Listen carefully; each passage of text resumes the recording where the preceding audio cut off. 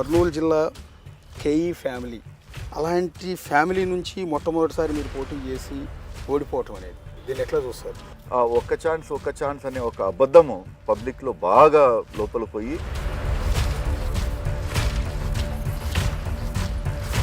కరెక్ట్గా ఎన్నికలకు ముందు జరిగిన నారాయణ రెడ్డి మర్డర్ అనేది ఆ ఎన్నికల్లో మీ ఓటమికి కారణం అనుకోవచ్చా? న్యాయాన్ని కాపాడేటానికి న్యాయం ఎప్పుడు భగవంతు ఎప్పుడు కాపాడుతారని ఆ ఒక్క నమ్మకంతో మేము ముందరికి పోతాం. వర్షం వస్తే వజ్రాలు దొరుకుతాయి జొన్నగిరి, అట్లాగే తొగ్గల ఏరియాలో అనుకుంటే బహుశా రీసెంట్గా బంగారం మైనింగ్ కూడా చేస్తున్నారు. మనము ఇక్కడ మామూలు వజ్రాలు దొరుకుతున్నాయి, బంగారం దొరుకుతున్నాయి అనేది కాదు, ఇక్కడ ఉన్న ప్రజలు కూడా వజ్రాల మాదిరి బంగారం లాంటివి ప్రజలు ఇక్కడ. ఎన్నికలకు ఏ విధంగా ప్రిపేర్ అయ్యారు? ఆ ఓటమి నుంచి ఏ విధంగా గట్టెక్కబోతున్నారు? పబ్లిక్ ఇంత పని చేసిన వాడిని చూడకుండా అబద్ధాన్ని బిలీవ్ చేసినారని ఒక బాధ ఉంది.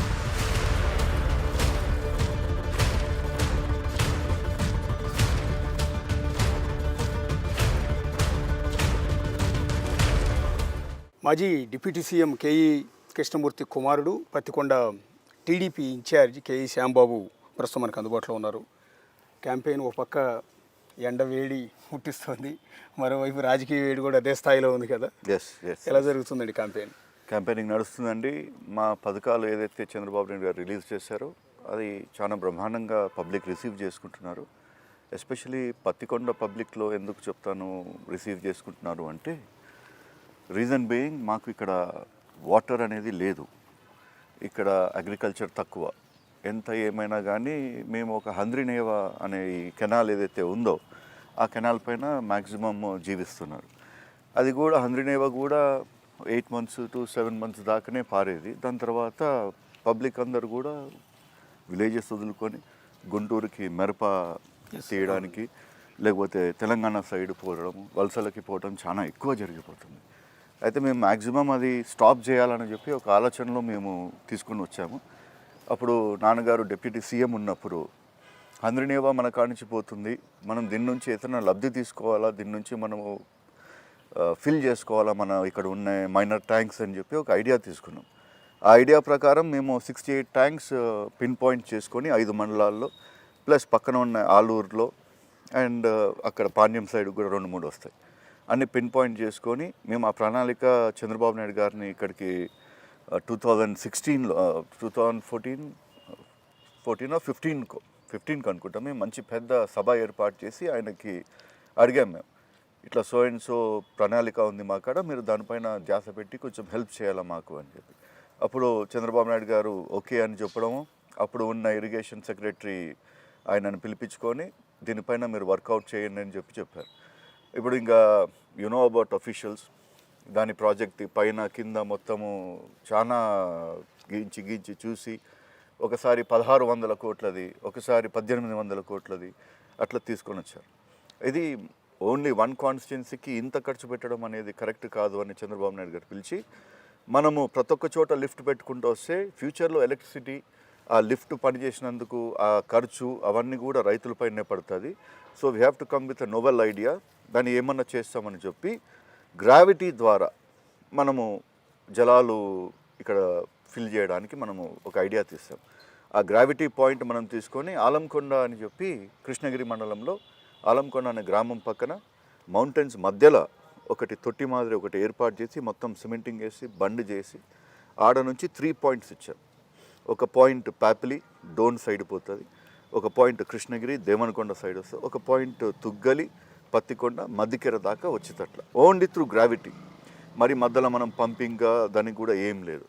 సో మాకు ఎప్పుడైతే ఈ ప్రాజెక్ట్ వచ్చిందో ఆ ప్రాజెక్ట్ మేము ప్రతి ఒక్కటి కూడా అంటే యు నో అబౌట్ ఇట్, మామూలుగా అయితే మనము గిఫ్ట్ పెట్టుకోవాలంటే టకా అని చెప్పి ఎక్కడంటే అక్కడ పెట్టేయచ్చు, పంపు కొట్టచ్చు.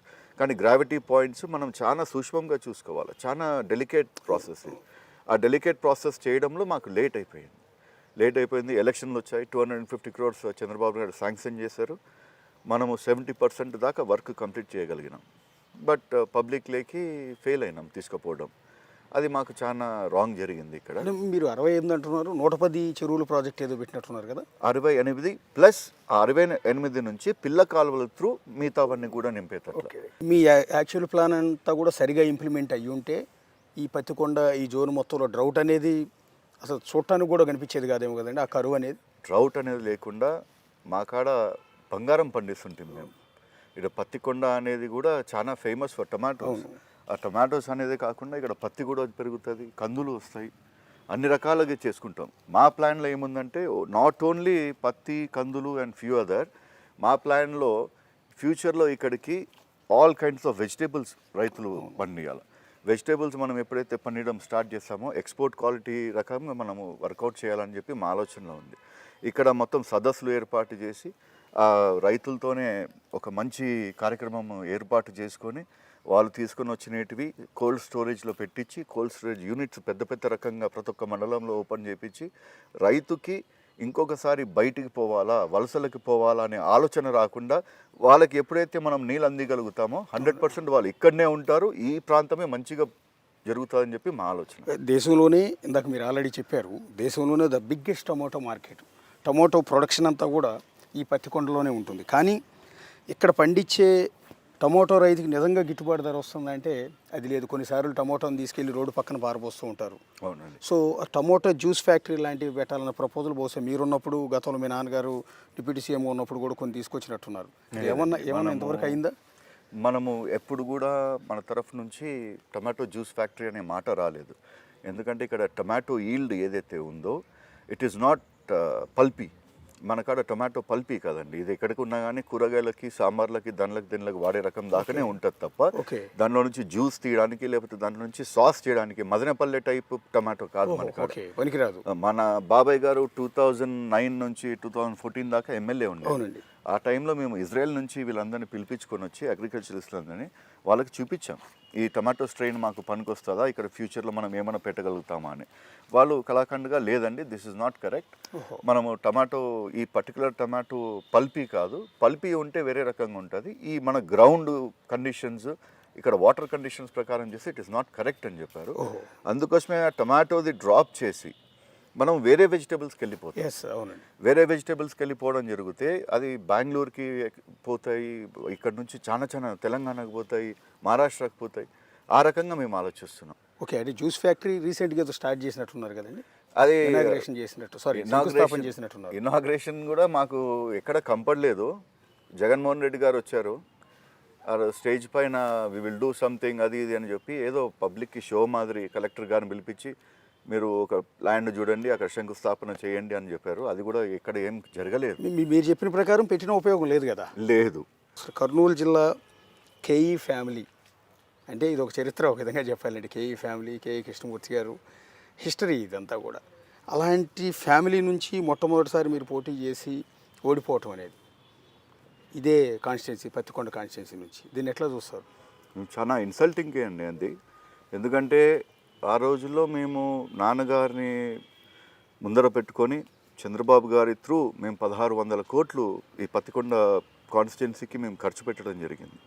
మామూలుగా ఇప్పుడు మీరు వచ్చింటారు, ఇప్పుడు రోడ్లన్నీ చెడిపోయినాయి, ఆ కాలంలో వేసిన రోడ్లే, అది 2014 అండ్ 2019 మధ్యలో వేసిన రోడ్లే. ఇక్కడ పత్తికొండ టౌన్కి మేము రాత్రి అడవిలో నుంచి పైప్ లైన్ లాగి ఇక్కడ ఉన్న 20,000 జనాలకి నీళ్ళు కూడా తాగిపోయడం జరిగింది. ఇవన్నీ ఇన్ని ప్రాజెక్టులు మనం చేసుకుంటూ వచ్చాము. కానీ ఒక్క ఛాన్స్ అనే ఒక అబద్ధము పబ్లిక్లో బాగా లోపల పోయి మొత్తం స్టేట్లో కూడా, అంటే పత్తికొండనే కాకుండా మొత్తం స్టేట్ కూడా వాష్అవుట్ అయ్యింది. అప్పుడు అది అమాయకుల ప్రజలు, వాళ్ళకి నిజంగాంటే ఏమో ఒక నవరత్నాలు అంటే నిజంగాంటే ఏదో రింగ్ ఇస్తున్నారేమో, నవరత్నాలు రింగ్ అని చెప్పి ఆ టైప్లో ఫీల్ అయ్యి వేస్తారు. కానీ జెన్యూన్గా చూస్తే ఇప్పుడు సింపతి ఫ్యాక్టర్ అనేది జగన్మోహన్ రెడ్డి కాడ లేదు. ఆయన ఇంకొక ఛాన్స్ అన్నా కానీ దానిపైన పబ్లిక్ స్పందించేటట్లు కూడా లేరు. సార్, ఇక్కడ ఒక మీకు కొంత ఇబ్బందికరమైన ప్రశ్న కూడా అయ్యి ఉండొచ్చు. బహుశా ఆల్రెడీ మీరు ఫేస్ చేసి చెప్పి ఉన్నదే మరోసారి అడుగుతున్నాను. కరెక్ట్గా ఎన్నికలకు ముందు జరిగిన నారాయణ రెడ్డి మర్డర్ అనేది ఆ ఎన్నికల్లో మీ ఓటమికి కారణం అనుకోవచ్చా? అది కూడా వన్ ఆఫ్ ద ఫ్యాక్టర్ అనుకోవచ్చండి. కానీ అప్పుడే గవర్నమెంట్ ఉన్నప్పుడే వాళ్ళు కోర్టుకు పోయారు, అప్పుడు హైకోర్టులో కేసు పెట్టారు, హైకోర్టులో స్క్వాష్ అయిపోయింది కేసు, దాంతో సుప్రీంకోర్టు పోయారు, సుప్రీంకోర్టులో డిస్మిస్ అయ్యింది. మరి రీసెంట్గా వాళ్ళ గవర్నమెంట్ వచ్చిన తర్వాత again they started to do some kind of mall practice, ఏదో ఒకటి చేయాలా, ఇబ్బంది పెట్టాలా అని చెప్పి లోకల్ కోర్టులో, సెషన్ కోర్టులో మరి కేసేసారు, అది కూడా డిస్మిస్ అయిపోయింది. సో న్యాయాన్ని కాపాడేటానికి న్యాయం ఎప్పుడు, భగవంతు ఎప్పుడు కాపాడుతారని ఒక నమ్మకంతో మేము ముందరికి పోతాం. నారాయణ రెడ్డి గారిది వాళ్ళ ఊర్లో వాళ్ళకి చేసిన సంబంధం, కానీ వాళ్ళకి మాకు ఎట్లాంటి సంబంధం లేదు. మాకు 2009 నుంచి ఆ వెల్దుర్తి అనే మండలం రావడం జరిగింది, ఓన్లీ ఫ్రమ్ 2009. దానికంటే ముందర మాకు ఎప్పుడు లేదు. మేము ఎప్పుడు ఉన్నా కానీ చాలా చల్లగా ఉంటాము, పబ్లిక్ కూడా చాలా చల్లగా ఉంది. మీరు ఇందాక చెప్పారు కేఈ మాదన్న గారు 1963లో సమితి ప్రెసిడెంట్ అయ్యారు. మరి అప్పటి నుంచి ఇక్కడ ఉన్న బ్యాక్వర్డ్ క్లాసులు ఎస్సీ అయినా కానీ ప్రతి ఒక్కరిని కూడా మేము కాపాడుకుంటూ వచ్చాము. మరి మా ఇంట్లో ఎప్పుడు జరిగినది వాళ్ళ ఇళ్ళలో ఎందుకు జరుగుతాయి నాకు కూడా అర్థం కాదు. ఎందుకంటే you live by the sword, you die by the sword అని చెప్పి ఒక సామెత ఉంది. ఆ సామెత ప్రకారమే మేము కూడా బతికేది. అందుకోసమే 10 మందికి మన చేతితో మంచికి కావాలా, కానీ 10 మందికి ద్రోహం చేసి 10 మందిని సతాయించకూడదని చెప్పి మా పాలసీ. ఎప్పుడైతే ఆ పాలసీ పైన మనం బతకగలుగుతామో పబ్లిక్ కూడా మనకు సపోర్ట్ చేస్తారని ఒక ఆశ ఉంది. నారాయణ రెడ్డి మర్డర్ జరిగిన రోజు నేను విజయవాడలో ఉన్నాను, నాన్నగారు డిప్యూటీ సీఎం. ఆ రోజు నాన్నగారిని ఫస్ట్ ఇంటర్వ్యూ చేసింది కూడా నేనే. ఇమ్మీడియట్గా మాట్లాడారు, మాకు దీనికి మా అబ్బాయికి దీనికి ఏ సంబంధం లేదు, అనవసరంగా మా పేరు ఎందుకు లాగుతున్నారో మాకు అర్థం కాలేదు. ఆ తర్వాత మీరు పదే ప్రతి మీటింగ్లోనూ ప్రతి మీడియా ముందు కూడా చెప్పుకునే ప్రయత్నం చేశారు, నాకు దీనికి సంబంధం లేదు అని. కానీ జరగాల్సిన డ్యామేజ్ అయితే జరిగిపోయింది కదా. జరిగిపోయింది. మనం పత్తికొండ వాళ్ళందరం కూడా చూస్తున్నాం. మనం 5 years ఎప్పుడైతే వాళ్ళ చేతికి ఇచ్చామో మొత్తం కమిషన్ ఏజెన్సీ మాదిరి తయారైంది పత్తికొండ. ఏ ఉద్యోగానికైనా కానీ 10 to 15 lakhs రూపీస్ తీసుకుంటారు. ఏ పని కావాలా కానీ బ్రోకరిజం ఉంటుంది. కాంట్రాక్టర్లు స్వేచ్ఛగా ఇక్కడ పని చేయలేరు. ఆడ రైల్వే స్టేషన్లో, మధ్యకర రైల్వే స్టేషన్లో కాంట్రాక్టర్ పైన హత్య ప్రయత్నాలు జరిగినాయి. అన్ని రకాలుగా తెలుసు. వాళ్ళు ఎంతసేపుకున్నా కానీ సతాయించి సింపతి ఫ్యాక్టర్ పైన ఒకసారి వాళ్ళు మొబ్బ పెట్టినారు పబ్లిక్ని. ఒకసారి ఆడవాళ్ళు అందరూ కూడా అయ్యో అని చెప్పి ఆ ప్రకారం జరిగింది. కానీ గత 5 ఏళ్ళుగా మీరు చూస్తూనే ఉన్నారు, there is no single road done here, there is no development. ఇప్పుడు పబ్లిక్ అర్థం చేసుకున్నారు. మా సైడ్ ఉన్న పబ్లిక్కి నీళ్ళు అంటే చాలా ప్రీతి. ఆ నీళ్ళు అనేది ఉంటే మేము వలసలకు పోము. మా చేతులతో మేము బంగారం పండించుకుంటాం. మాకు ఆ శక్తి ఉంది, మాకు ఆ దేవుడు ఇచ్చినాడు శక్తి అది. కానీ అన్ఫార్చునేట్లీ ఇక్కడ మాకు పక్కల నుంచి తుంగభద్ర పోతుంది, మా మధ్యల నుంచి హంద్రినేవా పోతుంది. అప్పుడు హంద్రినేవా జలాలు కూడా కాంగ్రెస్ గవర్నమెంట్, రాజశేఖర రెడ్డి గారి గవర్నమెంట్ అప్పటి నుంచి స్టార్ట్ అయినది. కానీ అప్పుడు 2 times గవర్నమెంట్ వాళ్ళు ఫామ్ చేశారు. కానీ ఎవరికి ఐడియా ఎందుకు రాలేదు, మనం హంద్రినేవా నుంచి ఇన్ని ట్యాంక్స్ మనం ఫిల్ చేయించాలి, వాళ్ళ ప్రజలని దృష్టి లేకుండా ఎంతసేపుకి వాళ్ళు మనమానీ చేసుకుంటున్నారు తప్ప. ఇప్పుడు డిప్యూటీ సీఎం గారు, నాన్నగారు ఎప్పుడైతే ఈ ఐడియా తీసుకొచ్చారో దాన్ని ఇంప్లిమెంట్ చేయడం తెలుగుదేశం గవర్నమెంట్లోనే కదా. వాళ్ళు 2 times కాంగ్రెస్ గవర్నమెంట్ ఉండేది, అప్పుడు ఎందుకు చేయలేకపోయారు? చేసేది కూడా ఇప్పుడు కూడా మీరు ఇందాక చెప్పారు జగన్మోహన్ రెడ్డి అని. జగన్మోహన్ రెడ్డి గారు ఆ రోజు వచ్చినది ఇది ఓపెనింగ్ కోసం. అంటే చంద్రబాబు నాయుడు గారు మొత్తం పని చేసి పెడితే ఈయన కొట్టుకొని పోవడానికి రావడం జరిగింది. కానీ అన్ఫార్చునేట్లీ ఆయన వస్తున్నారు అని చెప్పి ఇంజనీర్లు అందరూ పైపులు ఇష్టం వచ్చినట్లు వేయడము. ఎప్పుడైతే ఆ గ్రావిటీ త్రూ వాటర్ వదిలారో థర్డ్ అని చెప్పి పైపులన్నీ పేలిపోయి వాటర్ ఫౌంటైన్స్ తయారైనాయి. సేమ్ గ్రావిటీ త్రూ ప్యాప్లీ డోన్, అక్కడ మినిస్టర్ గారు ఉన్నారు బుగ్గన రాజేంద్రనాథ్ గారు. ఆయన మరి ప్రతి ఒక్క ట్యాంక్ ఫిల్ చేసుకుంటూ వచ్చారు. మరి ఆయనకి జరిగినది ఈమెకి తక్కువ ఏం జరిగింది? సేమ్ గవర్నమెంట్లో ఉన్నారు, సేమ్ ఇంజనీర్స్ వర్క్ చేస్తున్నారు, మరి సేమ్ పైపులు పెట్టారు, అన్నీ చేశారు. మరి ఇక్కడికి ఎందుకు నీళ్ళు రాలేదు, అక్కడ ఎందుకు నీళ్ళు వచ్చాయి? అంటే బేసిక్గా ఆవిడకి అసలు రాజకీయ అనుభవం కూడా లేదు కదా. కేవలం భర్త హత్యకు గురి కావటం, ఆ రోజు శ్యాంబాబే నిందితుడని ఆరోపించడం, తద్వారా సింపతి ప్రజల్లోకి రావటం, ఇది ప్లస్ అయిందా ఆవిడ గెలవడానికి? విధంగా మీరే గెలిపించినట్టు ఆవిడని కదా. 100% అండి. మీరు చెప్పినట్లు అప్పుడు ప్రశాంత్ కిషోర్ గారు వాళ్ళ టీం నడుపుతున్నారు. As soon as this murder happen, Jaganmohan Reddy గారు పత్తికొండ సైడ్కి వచ్చారు. అండ్ ఫస్ట్ సీట్ డిక్లేర్ చేసినది శ్రీదేవి గారిది మొత్తం స్టేట్లో. మరి ఈసారి ఎందుకు డిక్లేర్ చేయడం లేదు శ్రీదేవి గారిది first seat? At least 5th seat అన్నా డిక్లేర్ చేయాలా కదా, చేయడం లేదు. ఎందుకంటే ఈమె ఘనత అంత దాకా రీచ్ అయ్యింది. మీరు నిన్న కూడా పేపర్లో చదివాను, ఈ మధ్యకాలంలో కూడా మీరు ఒక టెంపుల్కి వెళ్ళి ప్రమాణం కూడా చేసి వచ్చినట్టున్నారు. అవునండి, నాకు దీనికి ఏ సంబంధం లేదు అని. ఈ మధ్య కాదండి, ఆ కాలంలోనే జరిగింది. మరి మొన్న కూడా పోయాము. అక్కడ వెంకటేశ్వర స్వామి గారి ఆయన పెద్ద శక్తి, అక్కడ వెల్దుర్తి మండలం రామలకోట గ్రామము. అక్కడ పచ్చబండ ఉంటుంది. ఆ పచ్చబండ ఎవరన్నా నిలుచుకొని అక్కడ అబద్ధాలు ఆడితే వాడు సర్వనాశనం అయిపోతాడు. నేను ఇక్కడ ప్రామిస్ చేస్తున్నాను, మీరు కూడా వచ్చి నాకు దీంతో సంబంధం ఉంది అని చెప్పి ప్రామిస్ చేయండి, చూస్తాము అని చెప్పి సవాల్ చేస్తాను. కానీ ఎవరు రాలేదు, ఇప్పుడు దాకా ఆ ఊరికి కూడా పోలేదు. ఆ సింపతి ఫ్యాక్టర్ ఎన్నికల దాకా ఇంకా ఉందంటారా?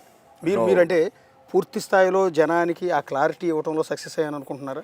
దీనికి నాకు ఈ మర్డర్కి నాకు సంబంధం లేదు, కేఈ శ్యాంబాబుకి నారాయణ రెడ్డి మర్డర్కి అసలు సంబంధం లేదన్న విషయాన్ని జనాల్లోకి తీసుకెళ్ళడంలో సక్సెస్ అయ్యారా మీరు? 100% సక్సెస్ అయ్యామండి. ఎందుకంటే ఇప్పుడు మేము భవిష్యత్ గ్యారెంటీ పైన ప్రతి ఒక్క ఊరు తిరుగుతున్నాము. There is no reaction from anybody.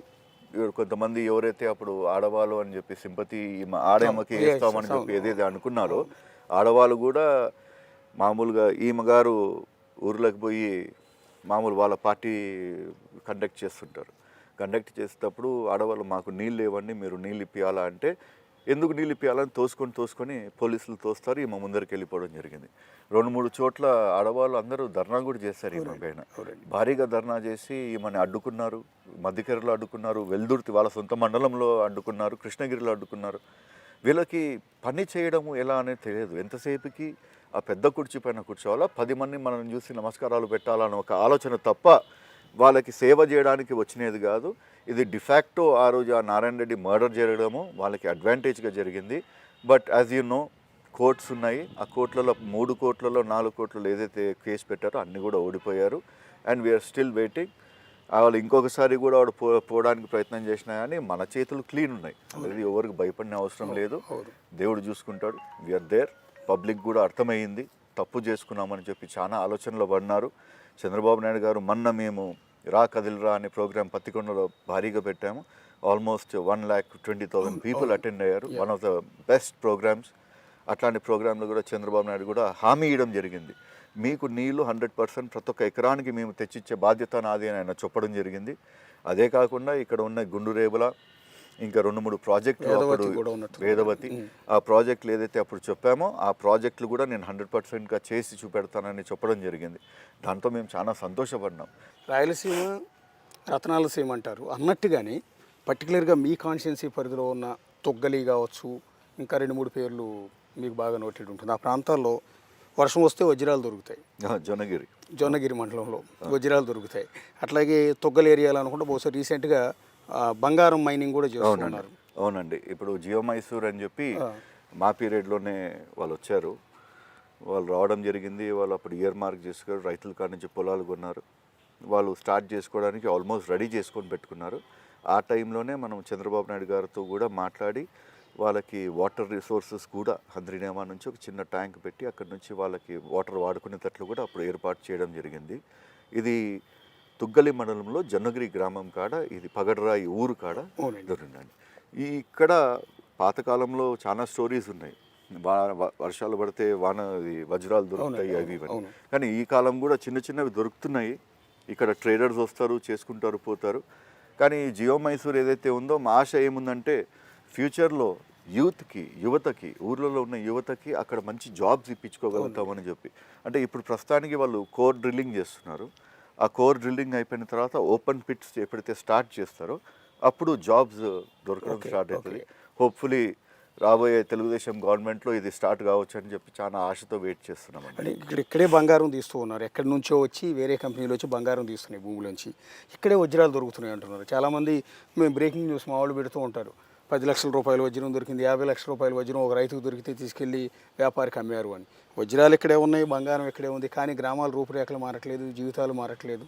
ఈ రోజుకి మీరు అన్నట్టుగా గుంటూరు పోయి మిరపకాయ వలవటానికి ఇక్కడ నుంచి కూలీలుగా వెళ్తున్నారు గ్రామాలు వదిలిపెట్టి. ఎందుకు ఈ పరిస్థితి అంటే నీళ్ళు లేవు, ఇక్కడ సౌకర్యాలు చక్కగా లేవు. ఆ నీళ్ళు ఎప్పుడైతే తీసుకొస్తామో వీ విల్ బి సక్సెస్. మనము ఇక్కడ మామూలు వజ్రాలు దొరుకుతున్నాయి, బంగారం దొరుకుతున్నాయి అనేది కాదు. ఇక్కడ ఉన్న ప్రజలు కూడా వజ్రాల మాదిరి బంగారం లాంటి ప్రజలు ఇక్కడ చాలా బ్రహ్మాండమైన మాట పైన ఇస్తే మాట నిలుచుకునే రకము. ఇది రాయలసీమ, గేట్వే ఆఫ్ రాయలసీమ. ఇది 100%గా మేము మాట పైన నిలుచుకునే రకం మనుషులు. ఇక్కడ గ్రామాలు కూడా లావు ఊర్లు, పెద్ద ఊర్లు ఇక్కడ ఫ్యూచర్లో కూడా మంచి జరిగే కార్యక్రమాలు చాలా ఉన్నాయి. మా ఫోకస్ అంతా కూడా ఫస్ట్ ఫార్మర్ హ్యాపీగా ఉండాలి. ఫార్మర్ పిల్లలు ఎవరైతే ఉన్నారో వాళ్ళకి కాలేజెస్, స్కూల్స్, ఇంటిగ్రేటెడ్ హాస్టల్స్ అన్నీ ఓపెన్ చేసి పెడితే పిల్లలు కూడా మంచి చదువు రావాలా. ఆ చదువు వచ్చిన తర్వాత మరి ఏదన్నా ఇండస్ట్రీ తీసుకోండి, ఫర్ ఎగ్జాంపుల్ ఫార్మా ఇండస్ట్రీస్ ఉన్నాయి. ఒక ఫార్మా యూనిట్లో మనము 2,000 to 4,000 ఉద్యోగాలు మనం ఇవ్వచ్చు. అక్కడ ఆల్రెడీ కొంతమంది వెల్దుర్తి మండలంలో ఫార్మా ఇండస్ట్రీస్ ల్యాండ్ కొని పెట్టారు. హోప్ఫుల్లీ తెలుగుదేశం గవర్నమెంట్లో అవి కూడా ఓపెన్ కావాలని ఆశిస్తున్నాం. సో టోటల్గా లాస్ట్ టైం ఓటమి నుంచి పాఠాలు నేర్చుకుని ఉంటారు. సో ఇబ్బందులు కూడా పడి ఉంటారు, మానసికంగా కూడా స్ట్రగుల్ అయి ఉంటారు ఒక నింద మన మీద పడినప్పుడు. సో ఈ పాఠాలు నేర్చుకున్న నేపథ్యంలో 2024 ఈ ఎన్నికలకి ఏ విధంగా ప్రిపేర్ అయ్యారు? ఆ ఓటమి నుంచి ఏ విధంగా గట్టెక్కబోతున్నారు? మామూలుగా చెప్పాలంటే ఇది పెద్ద పాఠమే. ఎందుకంటే మనము చాలా అప్పుడు ఆ కాలంలో గవర్నమెంట్ డబ్బులు చాలా ఖర్చు పెట్టాము మనం కాన్స్టిట్యున్సీ పైన, ప్రతి ఒక్కరు బాగుండాలని చెప్పి. కానీ అవన్నీ కూడా ఎవరు చూడకుండా ఒక అబద్ధము అనేది, అంటే జగన్మోహన్ రెడ్డి గారిది ఒక అబద్ధము, అలాగే ప్రశాంత్ కిషోర్ గారు క్రియేట్ చేసిన శ్రీదేవి గారికి ఒక అబద్ధం, రెండు కరెక్ట్గా పనిచేస్తాయి. పబ్లిక్ ఇంత పని చేసిన వాడిని చూడకుండా అబద్ధాన్ని బిలీవ్ చేసినారనే ఒక బాధ ఉంది. బట్ స్టిల్ కుటుంబ సభ్యులు ఏమన్నా అనుకోవచ్చు, మాకు మొత్తం కాన్స్టిట్యున్సీని ఒక కుటుంబం మాదిరి చూసుకుంటాం మేము. ఒకసారి ఆరోపణలు పడినాయి కానీ అందరు కళ్ళు తెరుచుకున్నారు, వాళ్ళు పని చేసే వాళ్ళు కాదు, ఎంతసేపుకున్నా అని పెత్తందారి వ్యవస్థ మరి వాపస్ తీసుకొని రావాలని చెప్పి ఒక ఆశతో ఉండే కుటుంబం అది. వాళ్ళకి ఫ్యూచర్ కూడా లేదు ఇక్కడ కాన్స్టిట్యున్సీలో.